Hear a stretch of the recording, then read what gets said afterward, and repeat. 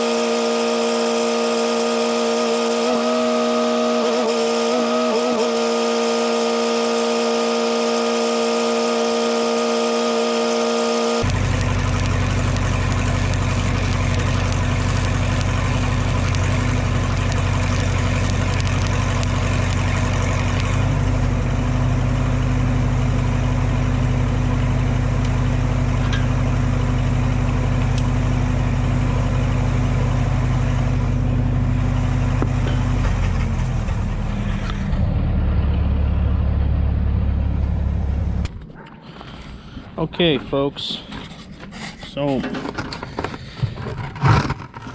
I can't say I really give a whole lot of care in the world about this bucket.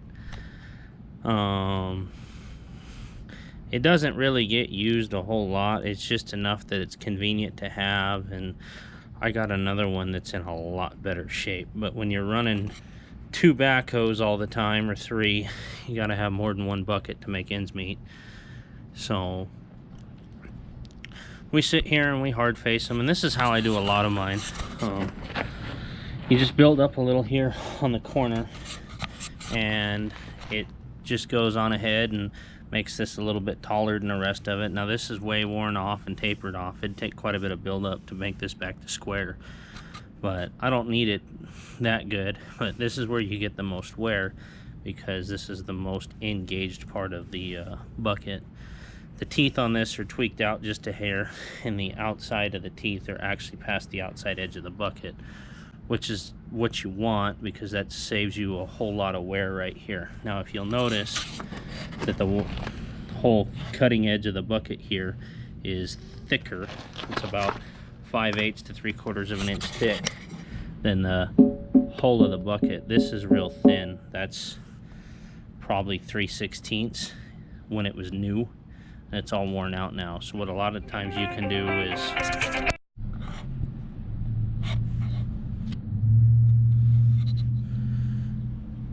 as we look back here, you have all this, and this is 3/16 steel, and it's real thin, and it's made that way to make the bucket lighter and use less material. This is where the brunt of the force is taken, right here on the cutting edge, as you're plowing through the ground. But what you can do back here to save wear is put plating along the side right here, because this is the bottom of your bucket. So when you're sweeping the bottom of your ditch to make it clean with the bottom of your bucket, you get wear right here between the sides of the ditch and the dirt that gets caught in between, and it just scrubs on this. And not that it amounts to a whole heck of a lot, but you put, you know, a couple 100 miles of ditch on later, and all of a sudden this is war paper thin like it is right now. Again, this is just more of a spare bucket for me, so I'm not gonna lose any sleep over it. For 1,500 bucks I can go buy a new one. I just don't need a new one right now, so we'll make this one work.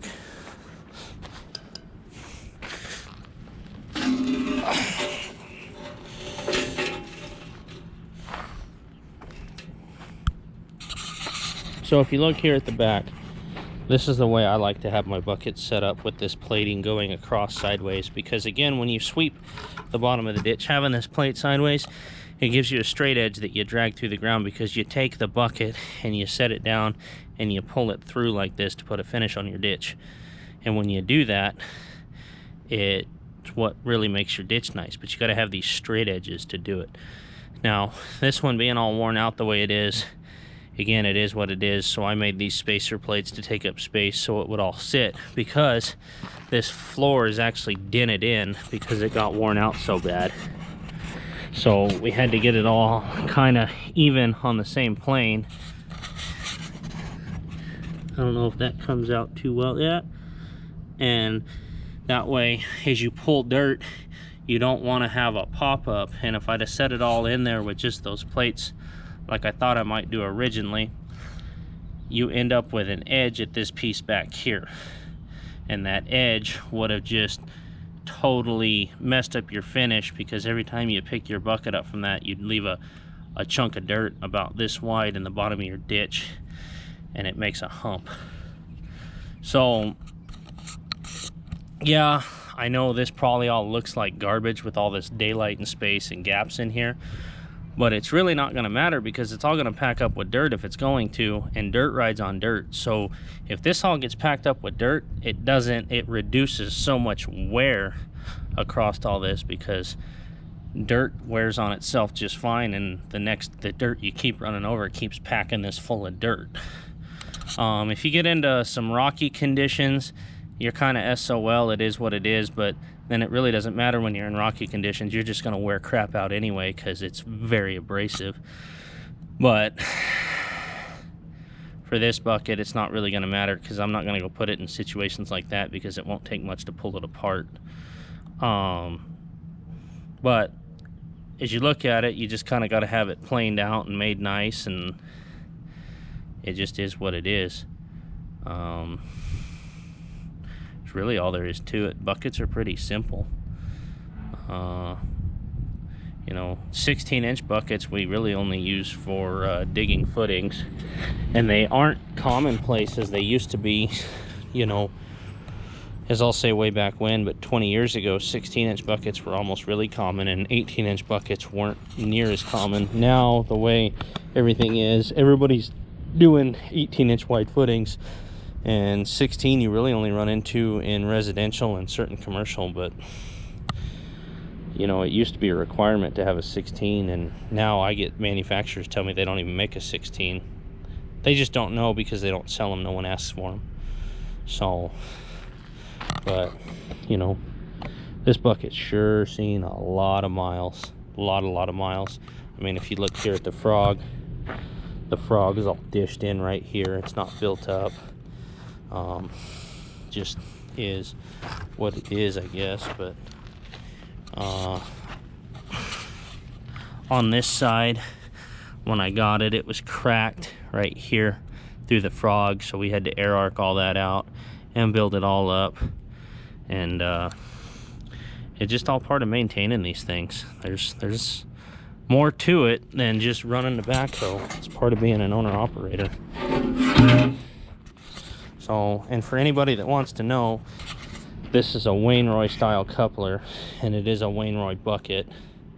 And that's a very, very common coupler style, especially here to the southwest.